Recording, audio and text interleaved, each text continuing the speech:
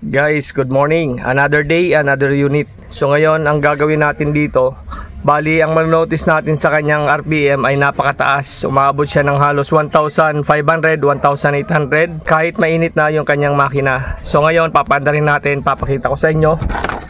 Start natin. Okay. So, sa mga bagong andar na makina, normal lang umabot na 2,000 or 2,000 plus yung kanyang RPM.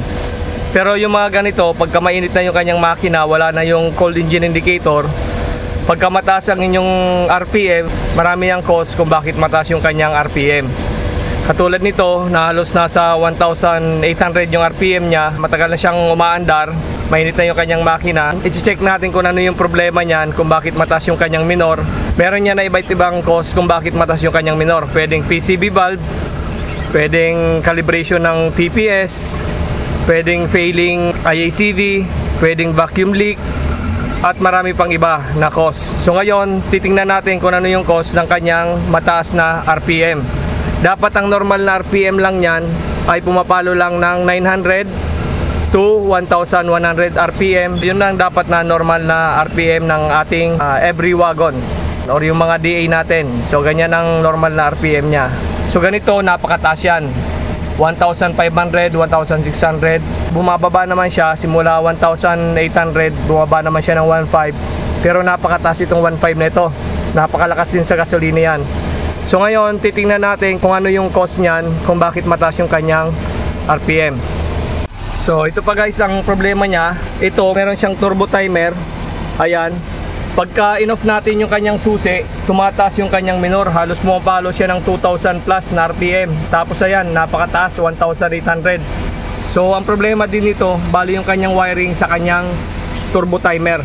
Dapat pagka nag-install kayo ng turbo timer, dapat hindi yan nag-iiba yung kanyang andar.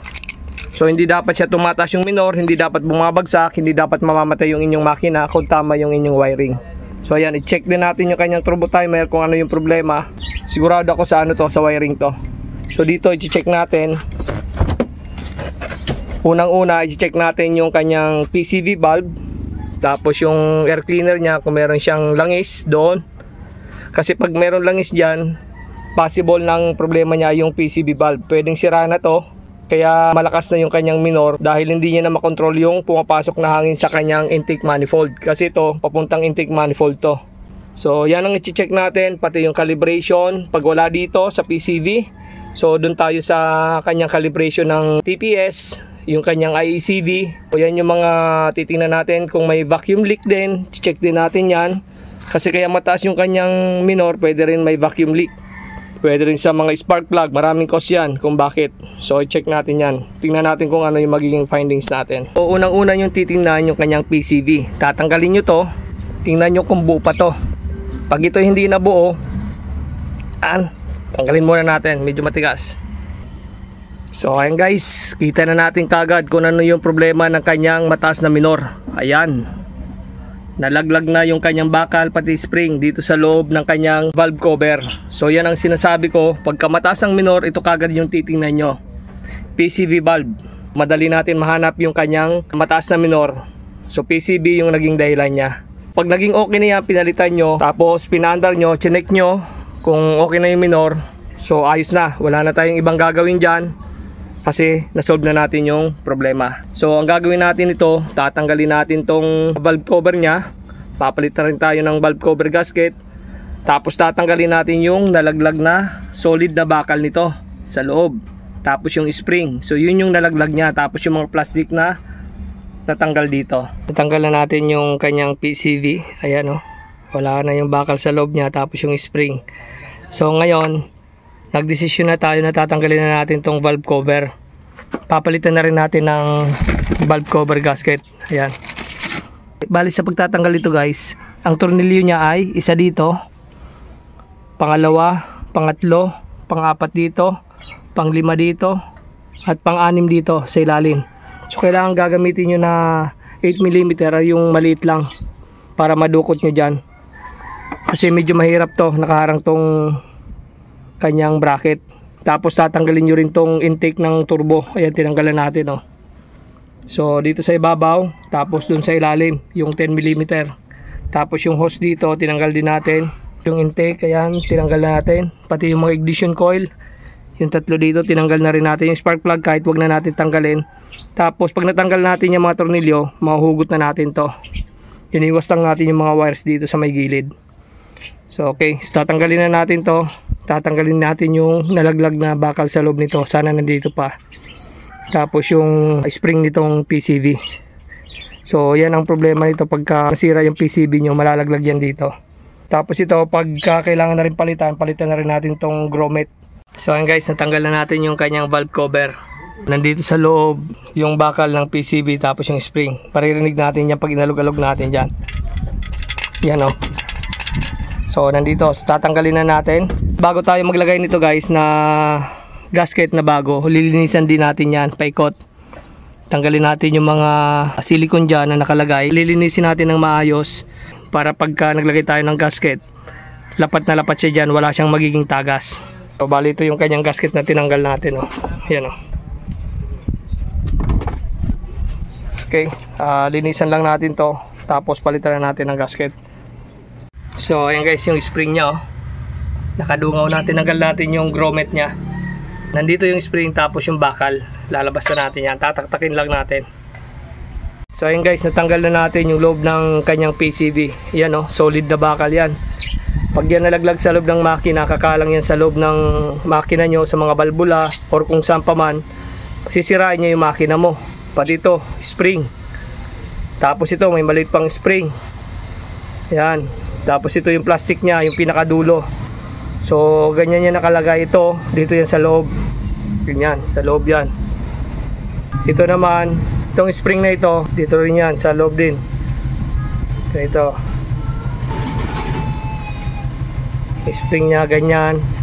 Tapos, after ng spring, ito na solid na bakal. Ganyan. Tapos ito naman, yung pinakaibabaw naman to. Nandito siya nakalagay. Yan, sa pinakaibabaw yan. So ngayon, yung valve na yan, naglalaro yan. Habang maandar yung makina nyo, umaalog yan, gumaganyan yan. O kaya napudpud to dahil sa katagalan na, naging malutong na. Tapos tumipis na to hanggang sa natanggal yung pinakaibabaw niya. Tapos nalaglag na ito, ganyan, sa loob ng makina. So ayan, papalitan lang natin to. Tapos yung gasket. Tapos babalik na natin lahat. Lagyan din natin ng Betagray para sigurado wala talagang leakage. So ayan guys, nalinisan na natin yung kanyang valve cover. So ngayon lalagay na natin yung valve cover gasket. Tapos dito naman, nalinisan na rin natin. Pinunasan lang natin to, paikot ng basahan na may throttle body cleaner. Ayan o. So okay na, malinis na ito yun na yan. Guys, nilagyan na natin ng Betagray paikot, kaunti lang. Tapos ito na yung pagsasalpakan natin, malinis na. So sasalpak na natin yan. And guys, naisalpak na natin yung kanyang valve cover. Yung saktong higpit lang yung kailangan yung ihigpit dyan sa mga tornilyo kasi maliliit lang yan. Tapos para hindi siya mapirat yung kanyang gasket, saktong higpit lang, wag yung higpitan ng sobra. Kasi lalo nagkakatagas siya pagka nahigpitan ng sobra. So saktong sakto lang ang higpit kasi maliliit lang naman na tornilyo yan, 8mm lang. Bali nagpitan na natin to. Una muna nating hinigpitan ito, tapos dito, tapos doon, tapos dyan, tapos dito, tapos dito. So ayan. Tapos babalik na natin yung mga ignition coil, tapos yung kanyang mga hoses, yung intake ng turbo. Check nyo na rin yung intake ng turbo, yung turbine. Check nyo rin kung umiikot. Ayan, so okay naman, malambot yung turbine nya. Tapos punasan nyo rin yung mga langis-langis dyan. Babalik na natin, tapos papandarin natin, titingnan natin kung magiging okay na yung andar ng kanyang makina. Kung titino na yung kanyang minor. Kailangan mga 900 to 1,100 or 1,200. So yun na yung pinakamataas pag naka-andar yung aircon. So ito nga pala guys, pag nagbaklas kayo niyang valve cover na yan, palitan nyo na rin yung inyong grommet. Dahil sa katagalan, nagiging malutong na ito. Kasi pag pinalitan nyo yan na hindi siya nakabaklas, yung kanyang valve cover, pag dito nyo lang siya sinundot, pwedeng malaglag ito sa loob ulit. So ang mangyayari, babaklasin nyo rin yan pag nalaglag ito. Kailangan pag nagbaklas kayo yan, palitan nyo na rin to na grommet para isa na lang. So dito yan nakalagay, yung salpakan niya ng PCB. Yun nga guys, nabalik na natin lahat. Yung kanyang mga ignition coil. Tapos ito, pansamantala lang naman to.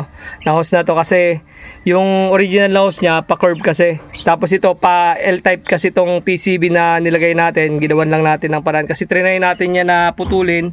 hindi pala pwede dahil may spring yan dito. So pag pinutol nyo yan para maging straight, may spring yan dyan, pwedeng higupin nyo yan papasok doon. So kaya binalik na lang natin, nilagyan natin ng mighty band, tapos nilagyan natin ng cotton, tapos mighty band ulit. So ayan, para walang singaw. Pansamantala lang naman to. Pagdating ni sir sa bahay nila, maghanap na sila ngayon ng PCB para mapalitan to at may balik na yung dating hose niya. Ito yung hose niya, ito. Pa-curve kasi to. Ayan. So ito yung original niya, pa ganyan. Ito kasi pa L-type to, kaya hindi pwede natin gamitin tong hose niya. So itatabi lang to, tapos pagka nakabili na ng PCB valve, saka na lang tatanggalin to, tapos papalitan. So ayan, papandarin na natin, check natin kung uubra to kasi malambot kasi to eh. So check natin kung tataas pa yung kanyang minor. Dapat nasa between 900 to 1100 yung kanyang minor dito pagka warm na yung kanyang makina. So unang start niyan, papalo talaga yan ng hanggang 2000 RPM or mataas pa ng kaunti. Pero pagka warm ng makina, pababa ng pababa yan, mga after 5 to 10 minutes, normal operating temperature na siya. So dapat nasa 900 to 1100 na dapat yung RPM niya. So ayan, pandarin na natin. Tingnan natin kung bababa na yung kanyang RPM. Kasi kanina sobrang taas. Nakarekta rin yung kanyang auxiliary fan. So pandarin na natin. So ayan, normal lang yan na papalo ng 2000 RPM or mataas pa ng kaunti pagka malamig pa yung kanyang makina. Ayan, tapos pababa siya ng pababa. Tapos ito, chinek din natin yung kanyang langis. Nagbawas na rin siya, kakaunti na rin lang. Parang mataas lang siya ng kaunti doon sa pinakaunang butas niya. So kailangan na rin ito dagdagan ng langis. Kasi dahil doon sa nasira yung kanyang PCB, ngayon umihigop na siya ng langis papunta sa loob ng intake manifold. Tapos dito rin, sigurado basa rin yung kanyang air filter. Check din natin niya kung may oil. Antayin lang natin na mag-warm yung kanyang makina. Ayan, nasa 1.5 na. So dapat bababa pa yan pagka warm na yung kanyang makina. Pag wala na yung cold engine indicator dyan sa kanyang panel. Tapos wala rin pala itong thermostat. So lalagyan din natin to ng thermostat pagka nag-flashing na tayo ng kanyang cooling system. Tapos check din natin yung mga thermocap, tapos radiator cap kung kailangan na rin palitan. So ito guys, pinalitan natin yung hose. Bali ito yung oil catch can ko na dapat na ikakabit. Ito muna nilagay natin kasi wala tayong pandugtong dito sa pagitan nito. Kasi wala tayong available na hose na mahaba. So ito muna nilagay ko dito. Lagyan lang natin ng ng cable tie para hindi siya gumalaw. Tapos ito nakaganyan lang. So ayan, pwede na yan. Basta wala lang singaw yung kanyang vacuum. Try muna natin ulit na paandarin niya. Tapos check natin yung minor niya kung bababa na. Ayun guys, ito rin yung isang problema pagka sira na yung iyong PCB, yung ganon, nasira. So lahat ng oil lalabas dito sa kanyang air intake niya. Papuntang turbo yan. Ayan oh. Grabe oh. Linisan muna natin to. Tapos palitan natin ng air filter. So ayan guys, warm na yung kanyang makina. So yan ang RPM niya ngayon, nasa 1000 RPM na lang. Bali naka-on yung kanyang AC. Ayos na, solve na yung problema. Bumaba na yung kanyang RPM. Kanina sobrang taas. Ito naman guys yung RPM niya pag hindi naka-under yung kanyang AC. Ayan o, 900 RPM lang. So ganyan dapat. So yan yung normal na RPM ng ating sasakyan. Ito kasi nakarekta rin yung kanyang auxiliary fan. Uma-under siya hanggang ngayon, no? Kahit naka-off yung kanyang AC. Kasi yung AC, pag binuksan nyo yan, sabay lagi yan nag-on and off. Yung auxiliary fan, yung low speed. Pagka wala naman kayong aircon, hindi kayo nakabukas ng AC, pag na-reach nyo na yung 98 to 100, saka lang under dapat yung inyong auxiliary fan, yung high speed ng auxiliary fan nyo.